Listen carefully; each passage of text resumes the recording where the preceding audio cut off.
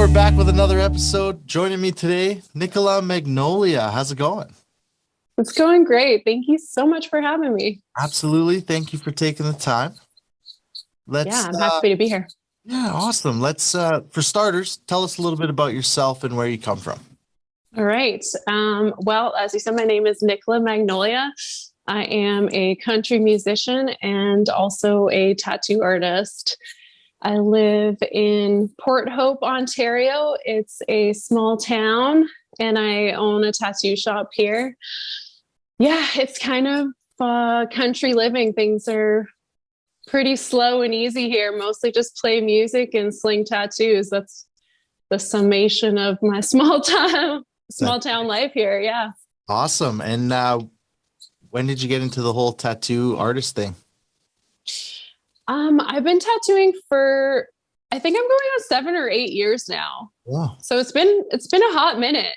Yeah, I've always been an artist. I went to school for art, the University of Ottawa, and then I actually moved to Berlin and was painting professionally. I was represented by a gallery and making art that way.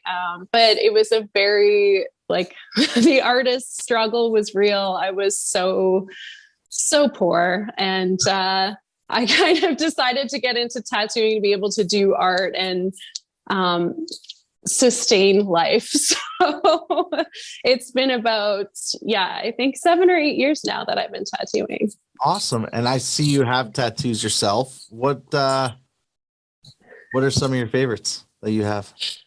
Oh, I like 99% of my tattoos I'm pretty happy with, which I feel like is pretty good. You know, a lot of people got tattooed super young. But because I was so immersed in the industry, I ended up getting pretty damn good tattoos. One of my favorites, I do have a magnolia on my hand, which means a lot to me. And when I was a kid, I grew up with a really big, beautiful magnolia tree in my backyard. So it's got some sentimental value. And when I'm playing, I can see it in photos. So I really like that one. It means a lot to me. Yeah. And so then how did music come into your life? Was it in your household growing up or? Yeah, both my parents are huge music fans. There was a lot of classic rock and punk rock in my house. And I kind of always played a little bit. I remember when I was 14 going to downtown Toronto and buying like a little Fender Squier and a tiny little amp and just like noodling. And I used to play Hole and like any kind of pop punk or rock that I could get my hands on. And then I actually got into country music later when I was living in Europe, which is super random. But I was living in London at the time, and I ended up going to this wedding by two country musicians. And in the church, they sang the song, what did they sing? They sang a Townes Van Zandt song, If I Needed You.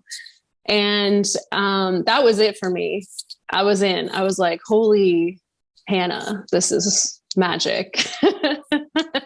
And I never looked back. So I think that was about 7 years ago. And I just became totally obsessed with country music. And here we are now.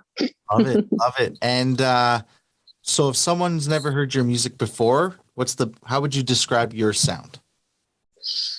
I would say it has an Americana feel to it with some old school country vibes.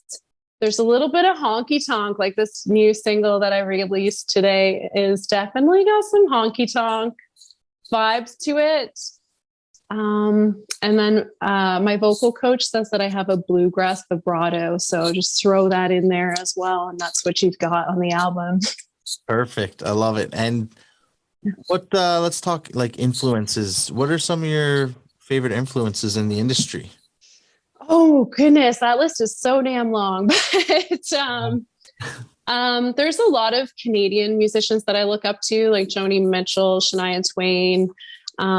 those kind of classic country icons. But I also really love Dolly Parton as a writer. I think I really look up to her songwriting capabilities. I love Emmylou Harris. In terms of more modern people, Jamie Wyatt right now is just kicking ass. She's an awesome country singer, got a great voice and great tunes. Morgan Wade also coming up right now, and she sounds awesome. And then a lot of Americana like Cody Jinks and Tyler Childers, Coulter Wall, another Canadian. For Yeah, sure. I can't shorten that. I mean, I'm sure all of us can just keep going. And I know. Like, how much time do we have here? yeah, so you said Dolly Parton for songwriting. I was going to ask that. Yeah. You had a specific one for songwriting. What about performing? Oh, that's a good question.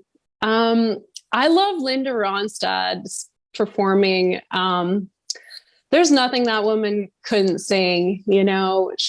I feel like she always put on good shows, and the vocal skill level that she has, I really admire. So, yeah. Perfect. Yeah. And are these all artists that you listen to while driving, or do you have other style of music you listen to because you play this country music? Or Yeah, it's so funny because you know the like your top Spotify at the end of the year, and it came up with my music tapes was so eclectic because I mean, I play it at work while I'm tattooing, and nobody else is like, my employees don't really like country. right? So I'll put on like a lot of soul. That's like my kind of like middle ground. It's like I love soul music. So I listen to a lot of Leon Bridges and like Lake Street Drive and Sam Cooke, stuff like that, which I think is reflected in the album as well. There's a couple tunes on there that have like a little spice, a little soul spice in there. Perfect. All right. And Yeah. being in this industry, what has been kind of the best advice you've been given that you still follow till today? Oh, it sounds so obvious, but a friend of mine that I really respect a lot, his name's Matt, and we met up and we talked logistics and about the album, but then the message that he's always writing home is like, just enjoy this. He's like, just enjoy this. Like, I know it can be stressful, it can be overwhelming, because it's all a learning curve, especially that this is my debut album. And he's always just like, hey, are you having a good time? He's like, hey, are you having fun? And I really appreciate that. I like sometimes need to come back and follow that sage advice. For sure. And if you had to give someone advice following your footsteps, would you give the same advice, or what advice would you give? Yeah, I would definitely try to remind them to enjoy the process. And there's like, it is such a huge process. There's so many different aspects of the music industry that you don't really see. You just kind of see this finished product. But when you're immersed in it, there's all these like little magical moments. And I would just try to tell people like, enjoy and savor all the little magical moments along the journey. Yeah. All right, let's talk about this single that you just released. Yeah, I'm so excited. Yeah, I love country music more than I've ever loved you. Tell us about it and how it all came together. Yeah, so it's funny because of the pandemic. I actually wrote this song in 2018. Yeah, and because I mean, it just took a while for things to come together with recording and releasing. I kind of held back for a bit, so I've been like sitting on this golden egg of a song, and I'm so pumped that it's finally out in the world. But the song actually came to me in a dream, which is often how I end up writing. I keep a journal next to my bedside table, and I often wake up and write down as quickly as I possibly can the dreams that I've had, because a lot of them, I'm such a visual person, and a lot of them are visual storylines. So what I love about I love country music more than I ever loved you is that I feel like when you hear it, you can really picture the scenes of the storyline that's happening. And I just love it when an artist can take you on that journey, like on this visual storytelling journey. And I think that song is like such a great example of it. So I'm really excited about it. And it available on all platforms? Yes, sir. It is on Spotify, iTunes, everywhere, Amazon Music, YouTube. There's a music video out today as well that I'm pretty pumped on. Oh, tell us, that was my next question. Tell us a little bit of the creative vision behind this music video. Yeah, well, it was cool because like I said, this was a dream. So I visually had it in my mind and was able to try to make that come to life in the music video. So it was so cool to see something that was just an image in my head, like actually come to life. And I just feel so grateful and lucky that I live in this little amazing town, Port Hope, because I feel like the whole community rallied together to make this music video. You know, like my local bar in town offered to let me film some of it there. I had a friend who lent me his vintage truck, and we had extras come in for the bar scenes, and a friend that acted in the video with me. So it was like such an awesome community effort, and to see it come to life was just really satisfying. That's amazing. I'm shocked you remembered the whole dream. When this girl has a dream, I'm like, I remember this little piece of the dream, and then I'm like something else could happen and I can't remember it. Yeah, my dreams are so visceral. I feel like I'm there. Like I feel like I'm really there. I feel them. Like I emotionally feel my dream, and it feels so real to me. But I only have about like a 5-10 minute window to write it down before I start slowly through the day losing it. Right. And I just think I was lucky enough to write it down and have my guitar there to start chipping away. Like as soon as I was writing it, I was running to the living room to grab my guitar to start figuring it out. And it just came out like I think I wrote that song in like 5 minutes or something. That's unreal. Yeah, it was a crazy experience, but all right, I think it worked out. Well, absolutely. You all right, so you kind of get your influence from some dreams when songwriting. Yeah. Where else do you get kind of your inspiration when writing? Mostly heartache. Okay. Honestly. I'm unlucky in love, and that has been great for writing. Just like it's a constant flow of new material. So I think a lot of it is heartache or life experiences, which I've had a lot of both. I've lived in like so many different countries and cities and had so many different experiences and relationships that gosh, I think I could write a song every day if I had the time. Why not? Yeah. A big song bank of different ones, and I think you're good to go. Yeah, absolutely. And I think because they're all really personal, I mean, my journal where I write songs and my journal where I just write to sort things out it's in the same place. So they kind of like coincide together. And I think what I'm most excited about this song and the album is that I think it's really the songs are really relatable, and I'm excited to see just like how it makes people feel. Right. All right. Fair enough. Yeah. You're talking about your album there. Can you tell us a little bit, or tell us what your favorite song is off the album and why? Oh, okay. I know they all are like little babies. I totally right. It's like that's a harder question than you would think it is. So the album is called Broken Lonesome, and it's out February 25th. So it's coming real soon. And there's 11 tracks on there.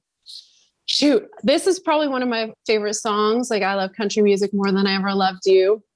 But there's a song I wrote on there. It's called Cookie. Cookie? Cookie. Okay. Yeah. Like the midnight snack. Okay.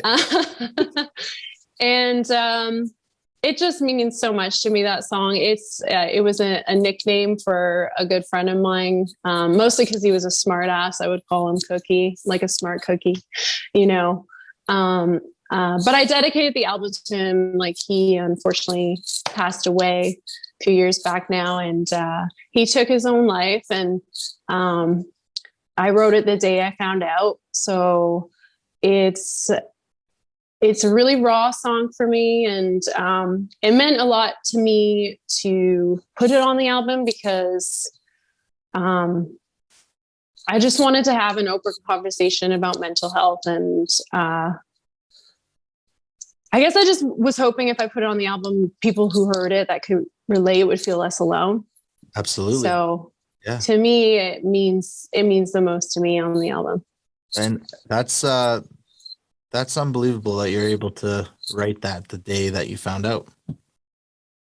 So good on you for being strong enough to do that. And hopefully it sends that message that you're wanting it to send. So yeah, I mean, I use writing to process and to cope. It's like, when I was a kid, it was like the only coping mechanism that I had in my toolbox. So I've always kind of gravitated towards sorting through conflicts in my mind through writing music.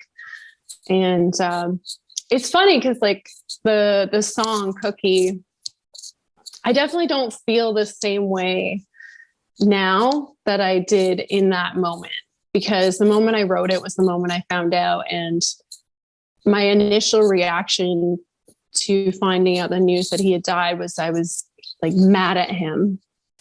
I was like, how could you be so selfish? You know? Right. And you can feel that in the song, and that's definitely a message that is conveyed in the song. But I think I've come a long way since then, and in understanding more about the disease he was fighting. But I think it's important to share your raw emotions and your feelings about things. Yeah. Absolutely. I think keeping things bottled up, it doesn't help the situation. Probably not. Yeah. Nothing in a bottle helps, tell you that. That's true. So, how did you decide on the name for the album? Broken Lonesome? Yeah. It was the last, it's named after one of the tracks on the album. It was the last song I wrote for the album is called Broken Lonesome. And there's so much heartache on that damn album. It seemed to encompass the general feel of it. Yeah.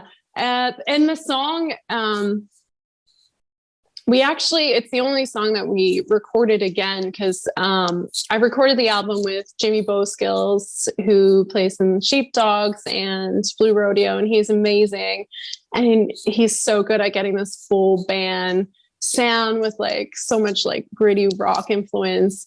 And Broken Lonesome is like such a vulnerable, soft, sad song. And I was like, Jim, like, I love you. I love everything on this album, but we got to strip this down. We got to do this again. Right. So we ended up recording that song live, just acoustic, and put it on the album. So I think it feels like an anchor of the album, and it feels like me. So that's why I named the album after it. Perfect. I mean, it seems like a good fit from what you've all said here today. So that's awesome. I'm excited for it. Yeah. Thank you. Thank you so much. With the world being crazy and all that stuff, do you have any shows lined up at all? If they're not canceled, heck yeah.